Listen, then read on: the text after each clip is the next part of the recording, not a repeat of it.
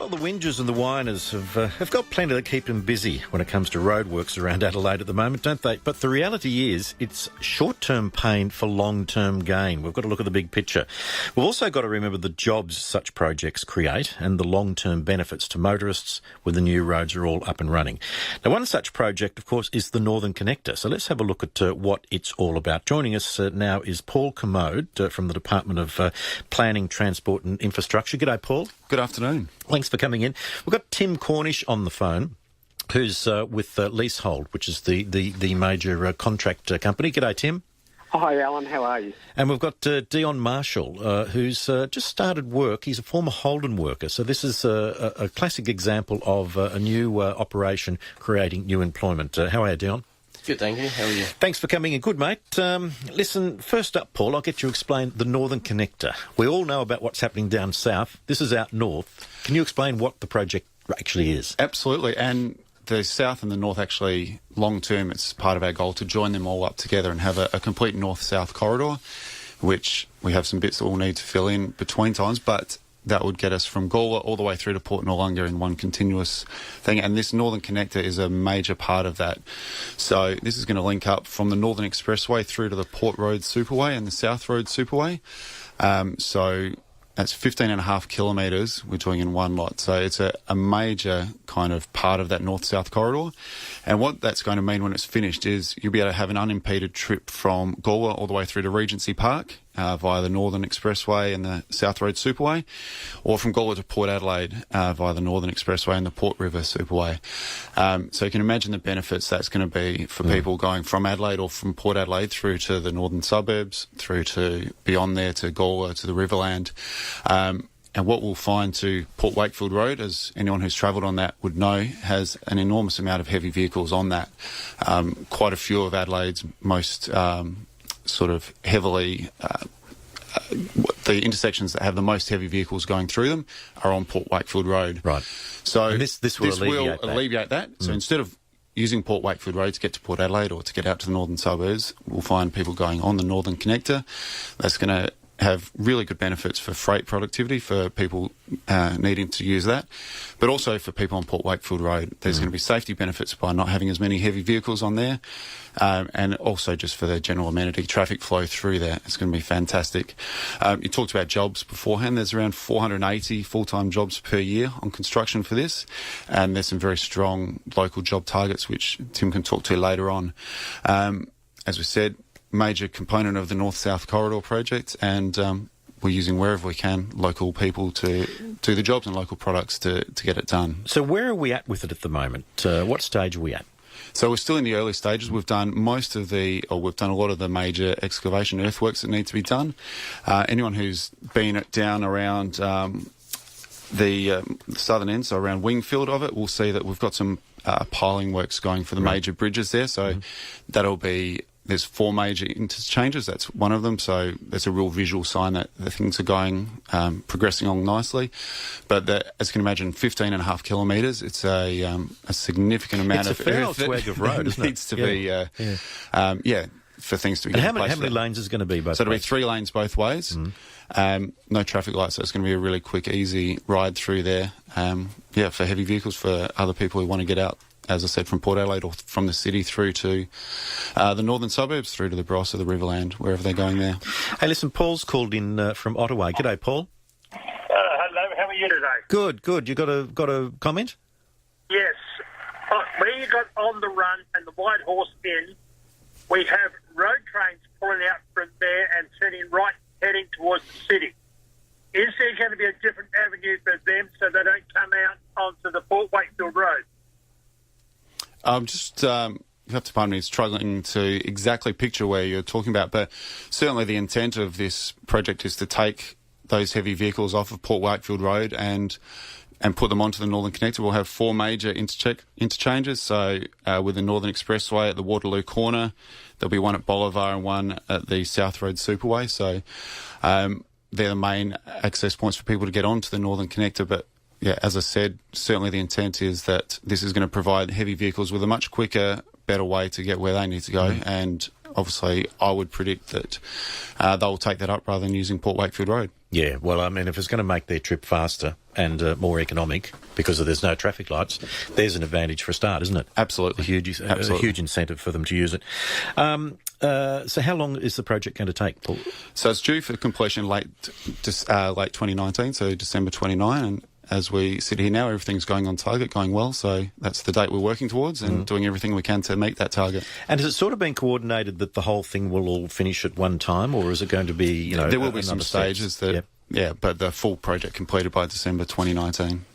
Now, the other thing too is it's going to be concrete rather than asphalt. Now, this is a big step, isn't it? That's right. So that's 13.5 roughly k's of the road will be concrete rather than asphalt. And the main reasons for doing that, there's a couple of main reasons. One is it does inject around another $11 million worth of direct investment into from South Australia for this project, creates around 40 full-time jobs. So that's a real economic benefit for the local community there. But we also find that for a relatively small upfront extra cost over asphalt, the ongoing maintenance costs of it are dramatically less. It's around half of the ongoing cost. So it'll be more durable, it'll last longer, and it will cost less to maintain for the life of the road. So really good benefits going forward as well as during... A greater outlay in the first instance, but it'll pay for itself over time. Pay for itself many times over in the short term.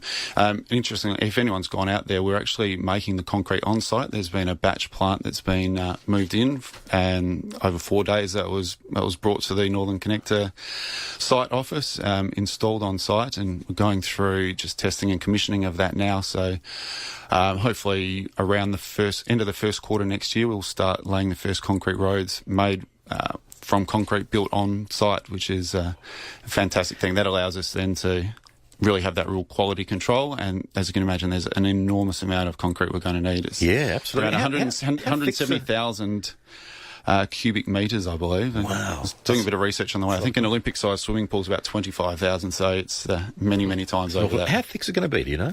I don't know the exact thickness of it, but yeah, that's, as I said, 170,000 cubic metres of concrete for the road, so it's a lot. Because it's interesting, isn't it? Because in the States, they use a lot of concrete roads. They don't, bitumen's not just the standard over there, is it? That's like right. It is here.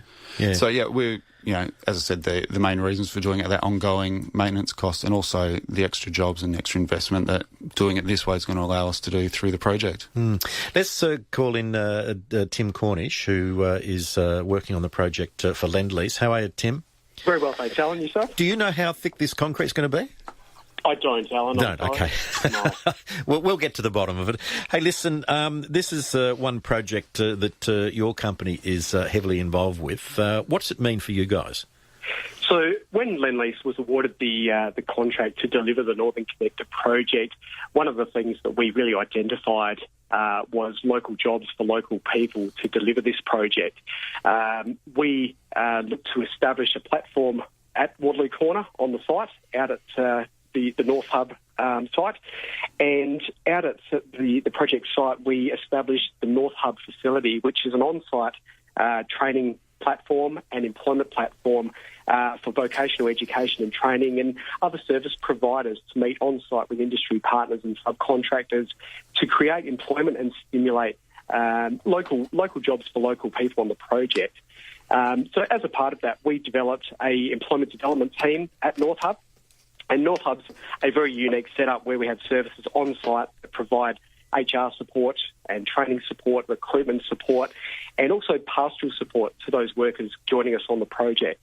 And we've got some very high targets around employment of local people, and also a number of target groups, people coming onto the job, that we want to contribute to local employment stimulation for the people of the Northern Adelaide area.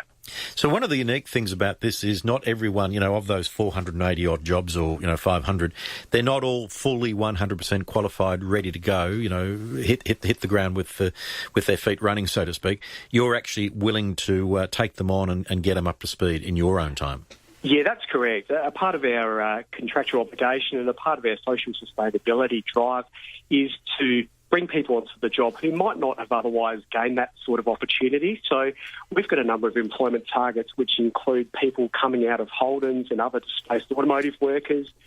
We work very closely with local Aboriginal and Torres Strait Islander groups to attract Aboriginal people to contribute to the project, and also other people with barriers to employment, and that includes people who may be long-term unemployed or who have been a registered job seeker, and a part of NorthHub's commitment is to bring those people onto the job, provide them with the required training and upskilling to make them a very safe and a productive worker to contribute to the project, and to see them flourish and assist Lendlease to deliver the project. So does that mean, Tim, if I want to apply, I don't have to necessarily have to have had experience in this sector? No, that's correct. So a part of the engagement process is we've got a NorthHub website. We've also got our team has a very strong community presence in the Northern Adelaide area. And, we encourage people seeking opportunity to review our website and log an application. Listen, while we're talking about it, what is your website? It's www.northhub, northhub.sa.gov.au. Okay, nice and easy. Thanks. Stay with us, Tim. In a minute, we'll have a chat to a gentleman who has found this as part of a new career after a fairly extensive and successful career at Holden's. That's coming up. And we're talking about one of the many very big infrastructure projects that are underway around South Australia at the moment, the Northern Connector project, which is an enormous program.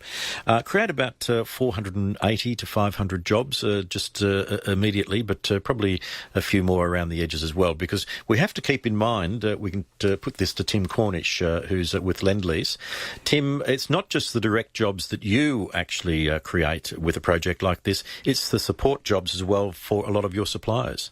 Yeah, that's right, Alan. So we've engaged a great number of industry partners and subcontractors and suppliers who are contributing support to the project, to Lendlease.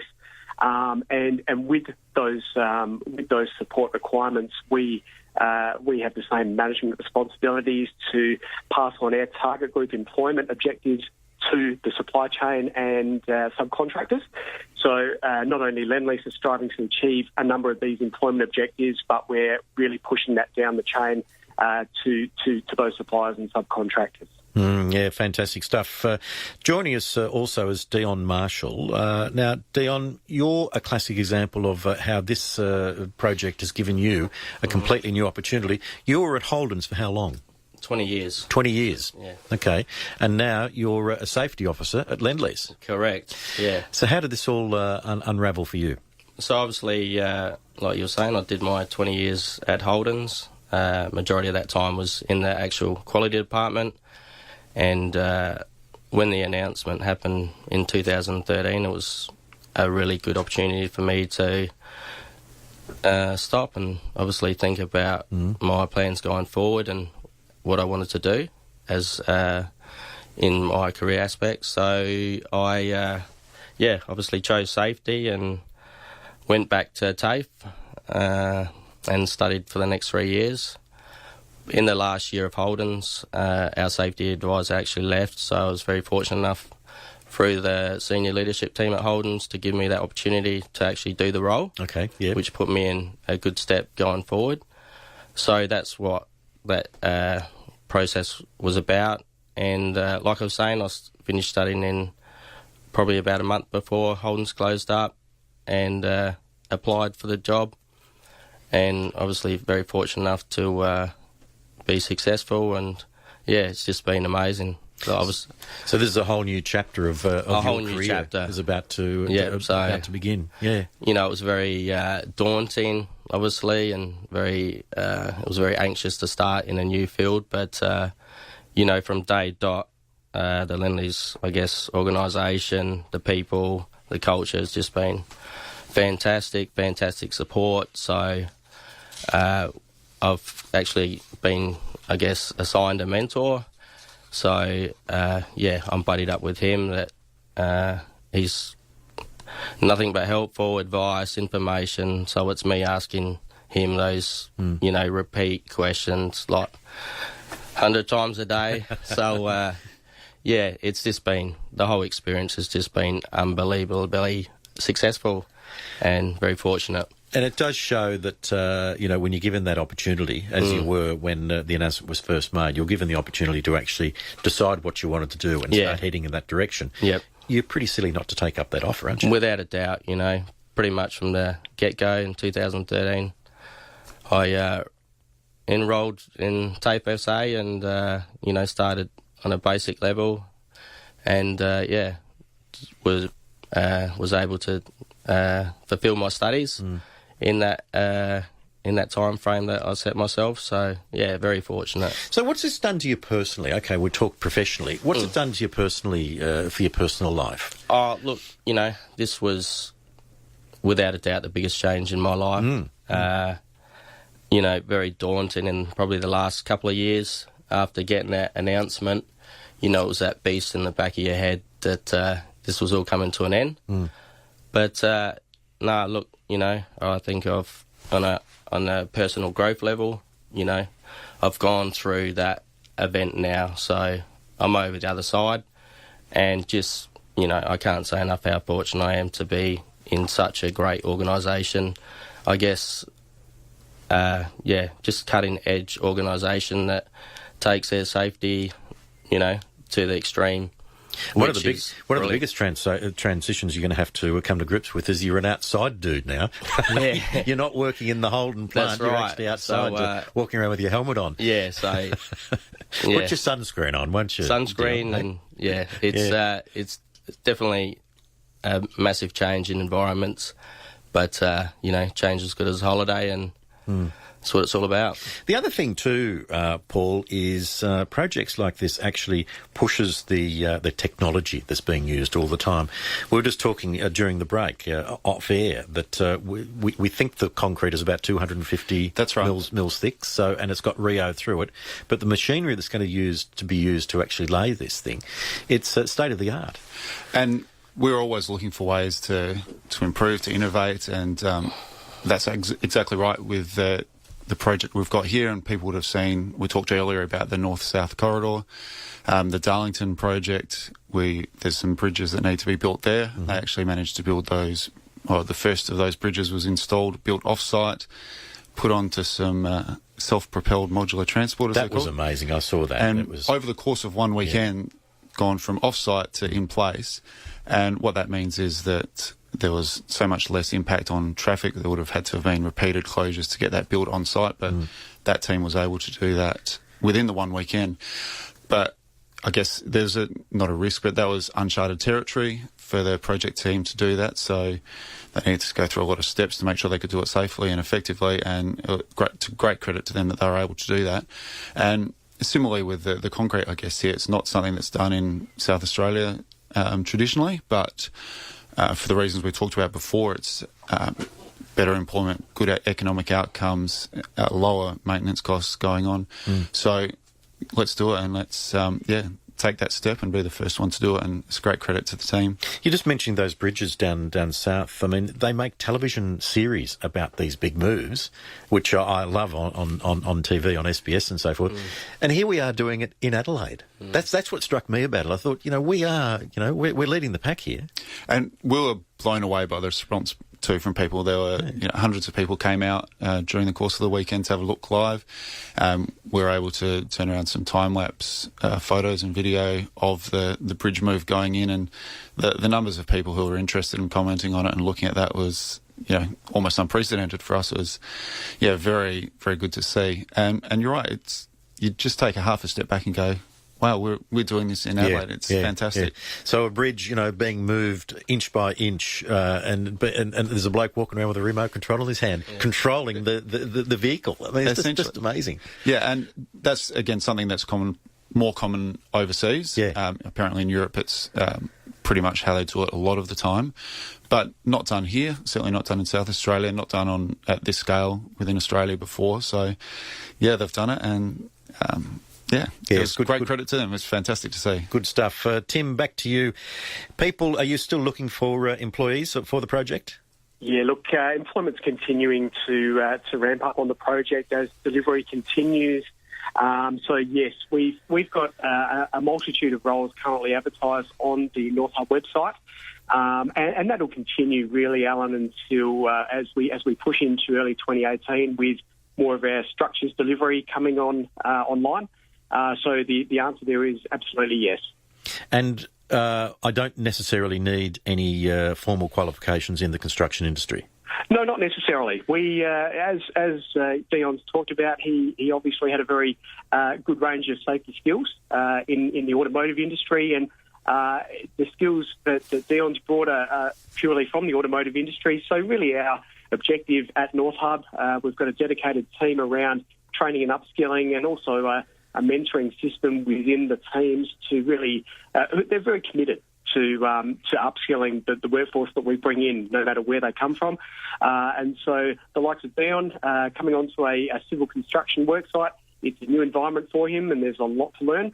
But we've got a team that's very, very dedicated to that training and upskilling criteria. All right, thanks, mate. Listen, we'll watch with interest. I can't wait to see all that concrete being laid. All right, I want a tour one day when you get up and running. Absolutely. Right, good on you, mate. Just finally, Paul, do you find it frustrating when people complain and moan about the disruption to traffic about these projects? No, I understand. I get it. It's frustrating, and everyone wants to get where they're going as quickly as they can, and we do have a lot going on at the moment. But it's the big picture stuff we've got to keep in mind, haven't we? That's the story the message that we're trying to tell is that it is short-term pain, but there will be some really fantastic long-term gains, and I think you can see that in some of the other projects that have been completed over the past years. The South Road going underneath Anzac Highway, like that caused some disruptions while it was happening, but now it's fantastic. It helps the flow of traffic through there, and it will be the same thing with many of our other projects. Torrens Rail Junction's going to be fantastic when that's up and running, and Park Terrace, you no longer have to wait at that railway crossing, so great benefits to the road users there. And that is, as I said, the message that we're trying to tell with all of our projects that we're doing. There will be some great long-term benefits. This Northern Connector is part of a broader north-south corridor plan to really get from Gawler down to Port Noarlunga. It's part of a big picture. So just be patient with us, bear with us. And that is a big picture. We've got to keep that in mind. That's a huge picture, isn't it? From Gawler all the way down to Port Noarlunga. We've got a bit of work to get there yet, but we're chipping away. We're chipping away. I'm saying it's a big picture. Absolutely. And it's a great picture. It's not just a vision. It's actually a picture that will happen. Yeah, we're working very hard to make it happen. Great to see. Thanks for coming in today's gents. Paul Kermode from the Department of Planning, Transport and Infrastructure. And Dyon, good luck with the new gig, mate. Thank you. All the best.